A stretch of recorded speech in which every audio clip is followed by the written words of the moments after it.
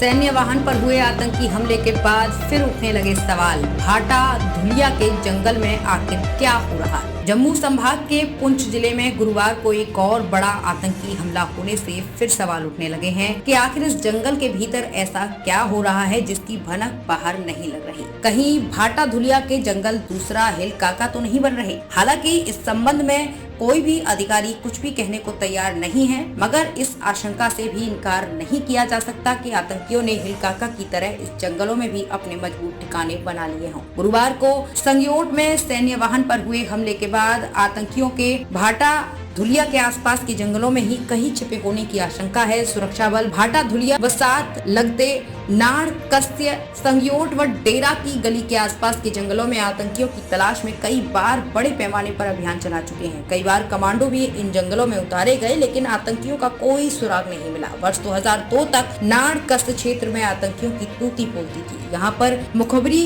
का आरोप लगाकर आतंकियों ने एक ही परिवार के 7 लोगों की हत्या कर दी थी। इसके अलावा भी आतंकियों ने इस क्षेत्र में कई वारदातों को अंजाम दिया था। क्या हुआ था हिल काका में? पुंछ जिले के सुनरकोट के पास पीर पंजाल की पहाड़ियों में हिल काका का इलाका वर्ष 2000 के आसपास आतंकियों ने अपने पक्के बंकर बना लिए थे। 2000 के आसपास आतंकियों का गढ़ बन गया था। सुरक्षा बलों को पता चला था कि पहाड़ों पर स्थित हिल काका में आतंकियों ने अपने पक्के बंकर बना लिए हैं। जंगलों में आतंकी स्थानीय युवाओं को जबरदस्ती बंदूक की नोक पर प्रशिक्षण देते थे। आतंकियों ने हिल काका में अस्पताल तक बना लिए थे, जिससे वो ट्रेजिट कैंप की तरह इस्तेमाल करते थे। बताया जाता है कि ये इलाका पाकिस्तान, कश्मीर और किश्तवाड़ डोडा जाने का सेंटर पॉइंट था। वर्ष 2003 में सेना ने हिल काका की पहाड़ी पर ऑपरेशन सर्प विनाश शुरू किया था। सेना ने आतंकियों द्वारा बनाए गए बंकरों को नष्ट कर भारी मात्रा में गोला बारूद, राशन व हथियार बरामद किया। बताया जाता है कि इस ऑपरेशन में 50 से ज्यादा विदेशी